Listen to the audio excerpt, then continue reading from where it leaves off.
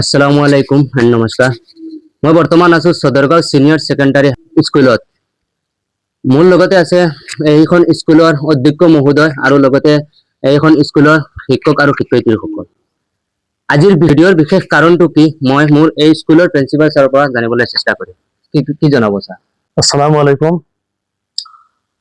পোনপ্ৰথমে আমি সদৰগাঁও senior secondary স্কুলেৰ তৰফেৰ পৰা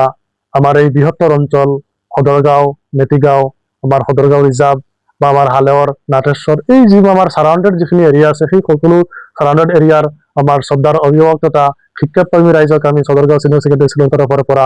অশেষ অভিনন্দন জ্ঞাপন কৰিছো।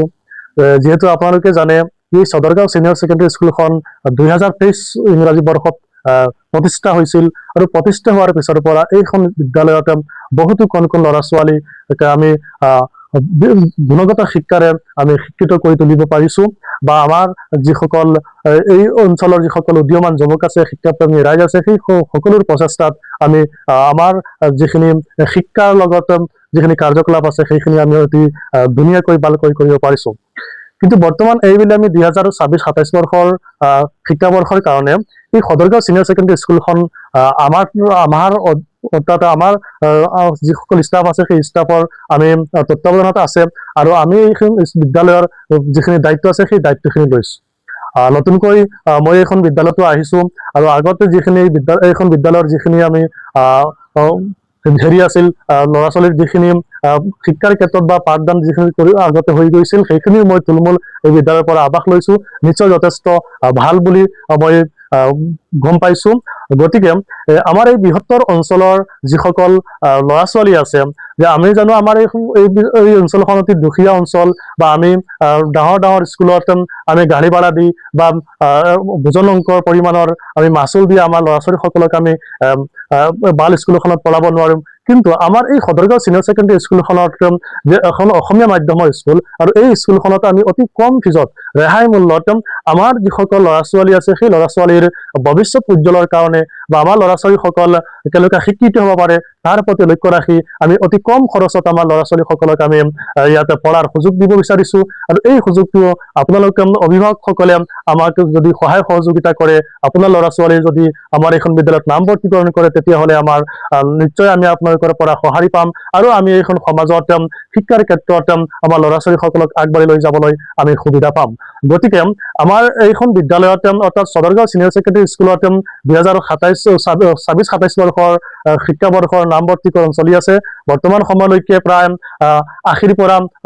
80ৰ ওপৰত ল'ৰা ছোৱালীৰ নতুনকৈ নামভৰ্তি হৈছে আৰু পুৰণা আমাৰ ষ্টুডেণ্টো আছে। নতুন ল'ৰা ছোৱালী প্ৰায় আমাৰ 80জন ল'ৰা ছোৱালী এডমিশ্যন হৈ গৈছে। গতিকে আমাৰ আসন সীমিত আৰু যিসকল অভিভাৱকে আপোনালোকৰ ল'ৰা ছোৱালী আমাৰ বিদ্যালয়ত নামভৰ্তিকৰণ কৰিব বিচাৰিছে আপোনালোকে অতি সোনকালে আমাৰ লগত আহি যোগাযোগ কৰক বা আমাৰ বিদ্যালয় বৰ্তমান খোলা আছে, আমাৰ কাৰ্যালয় খোলা আছে আৰু আপোনালোকে আমাৰ লগত যোগাযোগ কৰক আৰু আহি আপোনালোকৰ ল'ৰা ছোৱালীৰ উজ্জ্বল ভৱিষ্যতৰ কাৰণে এখন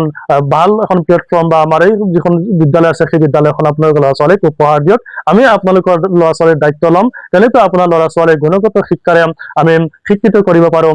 সেইখিনি আমি এখন অঞ্চলৰ এজন যুৱক হিচাপে আমি সেই দায়িত্বখিনি ল'ম। এতিয়া আমাৰ বিদ্যালয়ৰ আমাৰ মিণ্টু ছাৰ আছে আৰু ৰুমি বাইদেউ আছে। ছাৰ বাইদেউসকলে আমাৰ এই অভিভাৱকসকলৰ প্ৰতি বা ল'ৰা ছোৱালীৰ কাৰণে দুআষাৰ ক'ব। পোনপ্ৰথমে সদৰগাঁও অঞ্চলৰ সমূহ অভিভাৱকলৈ আমাৰ নমস্কাৰ থাকিল আৰু তেখেতসকলৰ আশীৰ্বাদ আমি শিৰত লৈ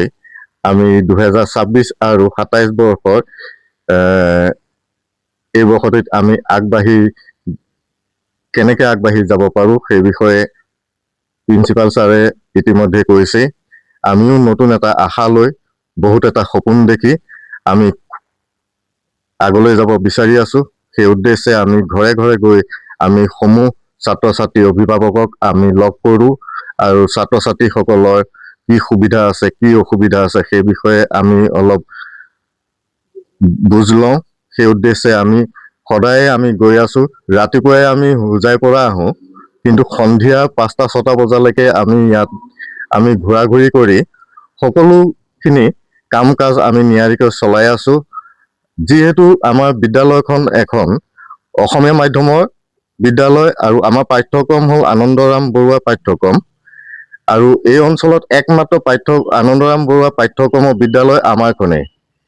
আৰু আমাৰ ছাত্ৰ ছাত্ৰীসকলেও ভাল ধৰণে ৰিজাল্ট কৰিবলৈ সক্ষম হৈছে আৰু আমি প্ৰতিজ্ঞাবদ্ধ ইয়াতকৈও ভাল ৰিজাল্ট কৰাব পাৰিম ছাত্ৰ ছাত্ৰীসকলক যদি আপোনালোকৰ ল'ৰা ছোৱালীসকলক আমাৰ বিদ্যালয়ত যদি নামভৰ্তি কৰে আমি নিশ্চয় প্ৰতিশ্ৰুতি দিম তেওঁলোকৰ গুণগত মানদণ্ডৰ এটি শিক্ষা দিবৰ কাৰণে ধন্যবাদ নমস্কাৰ আপোনালোকে হয়তো যিহেতু গম পাইছেই আমাৰ প্ৰিন্সিপাল ছাৰে যি কৈছে তাৰপিছত আমাৰ মিণ্টু ছাৰে কৈছে তাৰপিছতে এতিয়া কথা হ'ল কি আমি হৈছে আমাৰ হৈছে মাধ্যমটো অসমীয়া যিহেতু ল'ৰা ছোৱালীবিলাকে শিকিব লাগিব ঘৰুৱা ভাষা ধৰক স্কুলতো তেনেকে মানে প্ৰযোজ্য নহয় স্কুলৰ বাউণ্ডেৰীৰ ভিতৰত হয় কিন্তু তথাপি এতিয়া স্কুলৰ ভিতৰত আমি এতিয়া ধৰক স্কুলত যিখিনি আমাৰ অসমীয়া মাধ্যমত পঢ়োৱা ল'ৰা ছোৱালীবিলাকে শিকিব লাগে অসমীয়াখিনি এতিয়া অসমীয়া আমি ছাৰ বাইদেউ আছো যিহেতু আমি অসমীয়াখিনি গোটেইখিনি তেওঁলোকক শিকাব লাগিব গতিকে তেওঁলোক আহক আমাৰ ইয়াত শিকক আৰু বাকীখিনি আমাৰ প্ৰিন্সিপাল ছাৰ মিণ্টু ছাৰে কৈছেই আৰু ময়ো আছো আমি ইয়াতো আজি বহুত বছৰে হৈ গ'ল আমি ইয়াত থকা আৰু এইখন স্কুল আমাৰ হাতেৰে মানে আমি গঢ়িত কৰিছিলো এখন স্কুল সেইকাৰণে আমি যিমান আমি জান প্ৰাণ দি হ'লেও মানে স্কুলখন আগুৱাই যোৱাত আমি যথেষ্ট আমাৰ ইয়াত কষ্ট কৰিছো আৰু আমি ভাল ফল পাম বুলি ফলটোতো আশা কৰিছোৱেই ভাল ফলটো হ'বই আমাৰ তাৰপিছত আমাৰ ধৰক আমাৰ ল'ৰা ছোৱালীবিলাকো তেওঁলোকেও মানে বহুত আগ্ৰহী আমাৰ ইয়াত পঢ়াৰ কাৰণে আৰু যিহেতু আমি ইয়াত সদায় অহা যোৱা কৰি আছো হোজাইৰ পৰা যথেষ্টখিনি আমি আশাবাদী গতিকে আমাৰ যিবিলাক অভিভাৱক আছে তেওঁলোকক আমি অনুৰোধ জনাইছো যাতে আমাৰ বিদ্যালয়ত তেওঁলোকে আমাৰ এডমিশ্যন দিয়ক আৰু মানে অসমীয়া মাধ্যমত পঢ়িছে যেতিয়া অসমীয়া গোটেইখিনি কথা আমি তেওঁলোকক শিকাম ল'ৰা ছোৱালীবিলাকে শিকিব পাৰিব আৰু অসমীয়াত যেতিয়া কথা ক'ব পাৰিব অসমীয়াত তেওঁলোকে সলসলীয়াকে যেতিয়া প্ৰশ্ন উত্তৰ কৰিব পাৰিব কাৰোবাক ধৰক প্ৰশ্ন উত্তৰ কৰি পেলাই কথাবিলাক অসমীয়াত ক'ব পাৰিব তেওঁলোকৰ কাৰণে আমি বহুত গৌৰৱ কৰিম আৰু সেইখিনি কৈ মোৰ মন্তব্য ইমানতে সামৰণি মাৰিছো আপুনি এইখন স্কুলত আগৰে পৰা আছিলে নেকি? হয় মই এইখন প্ৰতিষ্ঠা কৰিছো আমি নিজে নিজ হাতে এখন স্কুল প্ৰতিষ্ঠা কৰিছো মিণ্টু ছাৰ মই আৰু আছে আমাৰ ছাৰ বাইদেউ কিন্তু আমি হোজাইৰ পৰা আহি এখন স্কুল আমি নিজে প্ৰতিষ্ঠা কৰিছো গতিকে আমাৰ এখন নিজৰ আমি স্কুলখন আমি স্কুল বুলি ভাবা নাই আমাৰ নিজৰ ঘৰ বুলি ভাবিছো গতিকে আমাৰ সন্তানক যেনেকৈ আমি আগবঢ়াই নিবলৈ চেষ্টা কৰো আমাৰ ষ্টুডেণ্টখিনি ল'ৰা ছোৱালীখিনিক তেনেকৈ আগুৱাই যাবলৈ আমি চেষ্টা কৰিম ধন্যবাদ